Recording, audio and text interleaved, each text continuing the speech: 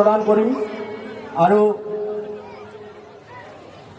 গামোচাখন প্ৰদান কৰিব আমাৰ সদস্যা নাৰ্গিছ বেগমে।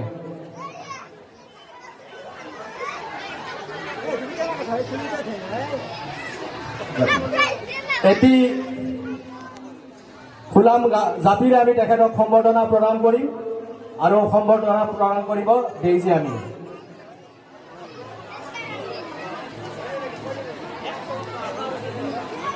আমি মাননীয় মোজামিল হক ডাঙৰীয়াক এখন সম্বৰ্ধনা পত্ৰৰে সম্বৰ্ধিত কৰিব বিচাৰিছো আৰু সম্বৰ্ধনা পত্ৰখন প্ৰদান কৰিব মাননীয় বিকাশ আমিন ডাঙৰীয়া।